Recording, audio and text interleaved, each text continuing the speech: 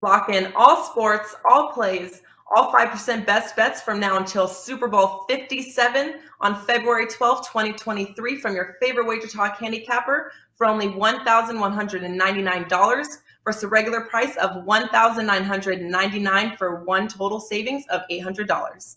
This limited time super discount comes out to less than $100 per month and only $3.28 per day.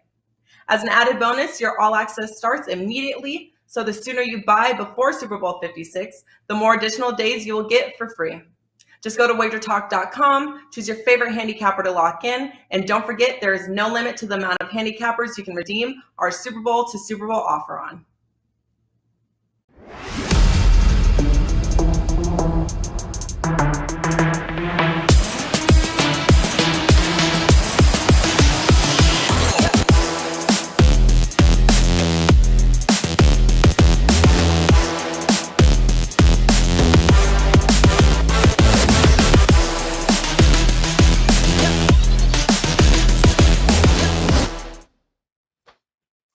Hey guys, welcome in and a very happy Thursday to you. Time to talk a little association here. Just two games on the board. We're going to cover both of those for you. It was an interesting night last night as well in the association, but we'll see if there's any angles to be had here tonight in these matchups. And again, three of the best here, guys. I'm getting any better here. Ski Profit in the house. Teddy Covers back again, as is Rob Vino here on this Thursday, ready to go.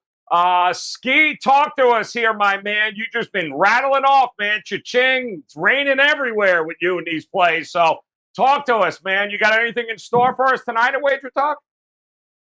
Yes, I do. I always like to start and just say how I did the last day or whatever and how I'm doing. So yesterday was a good day. I went 9-4 in the NBA. And so that makes my last 336 plays still at 57.1%. But getting up, just inching up, 192 and 144. As far as today, I managed to make 6 plays out of these 2 games. And I have also locked in 7 plays for NFL action this weekend. So I'm locked and loaded, ready to go. Damn. Ski, that not to mention the 1% club. We won't even get into that. Teddy Covers, what is going on, my man? Welcome back in here. And I know you're locked and loaded here tonight at Wager Talk and or sportsmemo.com. Tell us about it. Yeah, a single best bet 5% big ticket up and available in college hoops for tonight at both sportsmemo and wagertalk.com. I do have one play for the clients in the NBA this evening as well. I'll give that to you guys right here on the show. So stay tuned. We'll get to it. Yep, love that. Also, want to. It was another great time. We were talking about the games yesterday, Rob. And then all of a sudden, once the show was over, it's like, oh yeah, Harden's not going tonight. No James Harden here tonight. Yeah, thanks, appreciate that. The NBA, nobody pulls dudes like the NBA here, Rob Vino. How was your evening, my man? And what do you got locked and loaded tonight for us? Yeah, last night was another good night. NBA last 10 is 7-3, so we're on a pretty good roll this week. Up and available right now, WagerTalk.com. NFL weekend 4% best bet. Conference Championship Sunday is up and available, as is a 4% best bet from college hoop and one NBA release from these 2 games as well. So you can get it all, WagerTalk.com. All right, awesome stuff. Also, big shout out to the New York Knicks for once again being as inept as possible on offense last night against Miami. We appreciate it. 100 points is the goal for the Knicks from now on. Let's start off game number 1 here tonight. Lakers taking on the Sixers. In fact, Lakers on the road, I believe they opened up somewhere around a 2-point dog here with the opening total of 217 and a half. That total was bet up earlier today. We'll double check and see where we're at right now. But Ski, start us off with this game here. Lakers, AD back. Do we have any confirmation on LeBron here for this game tonight? Yeah, I did see that. Even LeBron is showing up questionable for this one. Maybe he's going to rest up and play tomorrow. I'm not sure. But the way I'm thinking about this game, I've come on this show and I've said for the past, I don't know how many weeks, Lakers are playing absolutely no defense until Anthony Davis gets back. Anthony Davis comes back, first game, they allow under 100 points. They'd only done that one time the entire time AD was out. So you can see already the big difference he makes on that end of the floor. And for the Sixers, they'll be without Seth Curry. That's a big floor spacer for Joel Embiid. And Matisse Thybulle is back. That's a defender. So I see their defense getting better. See their offense probably struggling a bit. I like this game under the total. And this one's not going to be a fan favorite. But I also like Embiid under his 33.5 points. I just think it's a little bit too much. He's been going over it the past 4 games. Hasn't really been playing any guys with big men out there. I know in the last game, Valanciunas didn't even play. So I think it's a lower scoring game tonight. I think he misses that 33.5. Like if you look at before those last 4 games, he went under 33.5, 8 in a row. So I like those 2 plays. So, Teddy, the one thing we know about the Lakers is they like to get out there and run. And the one thing we know about the Sixers is they don't want to run. They want to slow all of that transition game down to a crawl if they can. So something's got to give here tonight. How do you see this playing out? Well, I thought, first of all, I agree with everything that Ski said, at least today, so far. But I, too, like the under in this matchup. I gave it out to my clients for today. I have some under in my pocket. And when you're talking about Anthony Davis, MVP caliber player, on the offensive end of the court, doesn't happen overnight. On the defensive end of the court, happens as soon as he gets back in the lineup. And we saw, if you watch the fourth quarter of a competitive game against the Nets the other night, you saw the Lakers play the best defense they played in a month and a half. Wasn't close. I mean, it really wasn't close. That's what I expect to see from LA moving forward. That during crunch time, this defense is going to stiffen. The pace is going to slow. It's not like the Sixers are a fast-paced team. You bring Thybulle back in the lineup. And again, difference maker on the defensive end of the court. Danny Green, another guy who's a difference maker defensively for Philadelphia, now upgraded to probable for tonight. So it looks like they'll have their 3 best defenders on the floor. Even if we get some pace in this game, I'm not convinced we will. It's not like Philly wants to run up and down the court. But even if we get some pace in this game, I'm not expecting either team to get a whole lot in transition, a whole lot of easy buckets. And unless it's a foul fest, this is all the makings of an under in Philadelphia on Thursday night. Yeah, it's, what do you think here, Ryan? Davis, I think when he came back, he played at the 5 there. Is he going to play the 5 tonight? Or are we going to see more Dwight Howard up against Embiid? What do you think we get here tonight? I think it's way too hard to tell until we know the status of LeBron. I think that makes all the difference in the world. Now, when they played the other night, Joe, neither one of the 7-footers played. They got benched. Coach's decision. Dwight Howard did not play. DeAndre Jordan hasn't played in forever. They went small. Anthony Davis wasn't on the floor for 23-plus minutes in that game. I think he had, in my notes here, 24-47 is how long he played in that contest. So you're going to play half a game. I'll go back real quick to what Ski said with Joel Embiid, because that was my first inclination, that he's been playing Philadelphia's been absolutely given gifts lately as far as opposition is concerned. I mean, not only did New Orleans have 4 of their starters benched the other night, but you just go down their last 6 games, and Joel Embiid has racked up tremendous numbers. But it's been against nobody. Now, the one team that he played with a pair of 7-footers was the Clippers. Zubats and Hartenstein both played in that game, and he still had 40 and 13.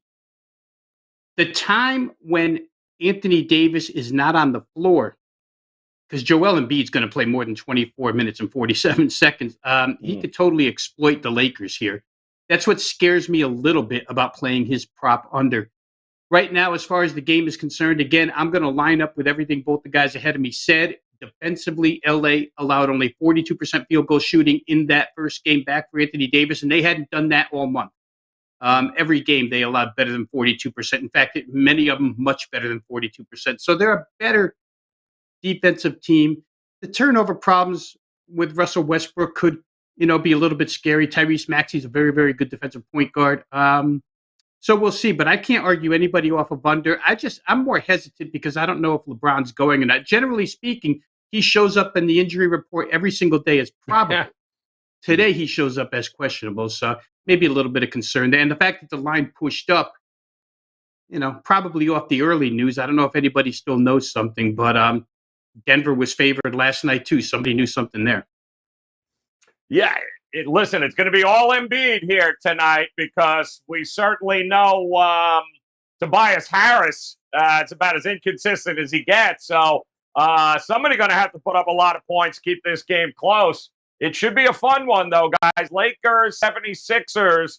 That'll be the early game. And, of course, after that's done, we can get ourselves ready out west for a little Golden State Warriors, Minnesota Timberwolves battle here with Golden State 5.5. We've seen the total 228.5 at the open here. And Ski, talk to me, man. Golden State at home, nice, coming off a nice win there. What do you think we're going to get tonight with the Warriors? I'll save the side for maybe best bet. Are we doing best bet still? Yeah. We only have two games. Okay, so I'll talk props for now, and two of them stood out to me. Number one, Steph Curry over 3.5 3-pointers. It was minus 145. But hear me out here. He's having a career low, shooting year, right? He's still gone over this number 30 out of 43 games. That's good for 69.7%. He's shooting a less percentage because he's having to do more, and he's not having the same easy looks as he's had all these other years. His career percentage is 42.8% on 8.8 attempts per game. He's shooting 12.7, so 4 more attempts per game, and his percentage is down to 37.3. So if he shoots 12.7 attempts and he's shooting 37%, the number should be 4.7. I just think it's a little bit low here. And implied probability at minus 145 is 59.2. And I told you he's shooting just below 70% as far as hitting his 3.5 number. So I like that for Steph Curry. And I like Looney over 8.5 rebounds. His last couple games, he didn't get the last one, I think, because it was a blowout, if I'm not mistaken. And the one before that, you're going up against the league rebounder in the NBA and Gobert. So I'm not going to fault him there. But the previous 4 or 5 games, he's getting 10 plus. And Minnesota, I want to say, is a bottom 10 rebounding team. So I like Looney over 8.5 rebounds tonight, too. All right, liking Looney on the rebound prop there. The number I'm starting to see, Teddy, it's creeping up here. Sixers starting to show up. The total is creeping up as well. 229s now in the marketplace. But what we have seen, the inconsistency with the Warriors offense, does it give you pause to lay 6 here tonight in this matchup? Yeah, I mean, it's not a game where I'm really close to playing one way or the other. Golden State's coming off about as good a game as they can play against Dallas, that 38-point win that was, over from the opening tip. And you read some of the quotes. Steve Kerr after the game, quote, "It's a really good two-way game for us. Feels like these last couple of weeks, we've been kind of grinding and just hoping to get out of the mud. And tonight felt kind of cleansing, like, okay, we're right again. But we got to prove it by having another good game against Minnesota." And so there's already some look ahead for Golden State. And there's something to prove here for a Warriors team. And, I still believe that if I'm voting for MVP, and it's a two-man race, it's Curry or Embiid, I'm probably going to vote for Curry. But when I'm betting on Golden State, the guy that I want in there is Draymond Green. And Draymond Green obviously has been out for some time. And lo and behold, look at the Warriors against the spread. Struggling. What do they have? 3-point spread covers their last 9 ball games. They're not winning consistently by margin. Minnesota's a team I want my money on in general. They're up for this game. They're excited about coming to Golden State. They've already played twice this season. The home teams won both matchups, but both teams in the losses, the teams that lost were both missing key players. This is Minnesota right now, almost clicking on all cylinders. They won 4 of the last 5, including that win against the Warriors just last week. I'm not in any rush to step in front of the T-Wolves right now either, especially in the underdog role. They've been pretty good. over the course. Look at the last 6 weeks what they've done when they're +4 or higher. Nothing but moneymaker for Minnesota. So there's reasonable rationale to like both of these teams tonight, which leaves me in Switzerland territory. Yeah, it's tough here. I mean, the numbers starting to creep up from a total perspective, Rob, and we've many a times on the show we've talked about when it comes to Minnesota, Golden State. We've tended to sometimes look at the over, and with Golden State's offensive inconsistencies, it's kind of been a pretty good under team here. So, how do you approach this game tonight? Well, the good news for Golden State is that Minnesota has more defensive inconsistencies than they do consistencies. So it's a good matchup, I think, for both sides here. As Teddy pointed out, and we pointed out because it's been a few games now. When you don't have Draymond Green on the floor, a lot of that defense goes away. When you don't have Andre Iguodala on the floor, a lot of that defense goes away, and those two are missing tonight. So Minnesota, who I guess, I'm thinking to myself, Joe, that I'm probably tired of mentioning Patrick Beverley. He's probably not going to play tonight. But he doesn't play enough at this point for me to worry about whether his defense makes a difference or not, especially when it comes to Steph Curry. So not going to worry about that too much. But I do think both offenses have huge advantages here. One prop that I looked at, which there's no current or recent statistical numbers to completely back Andrew Wiggins over points, rebounds, and assists, 23.5. He just hovers right around that number the last 4 games, 22, 23, 24, 22. The number is probably in a really good place, but I like the matchup because I feel like Andrew Wiggins is going to get Anthony Edwards, who doesn't play a heck of a lot of defense, didn't play it at Georgia, doesn't play it in the pros, and Wiggins can get to the glass with Edwards. So I feel like that prop bet might work out here tonight. Andrew Wiggins, even if it gets slightly over 24, 25, I think that number 23.5 might be a good look. And, I'll save the rest for the best bet segment.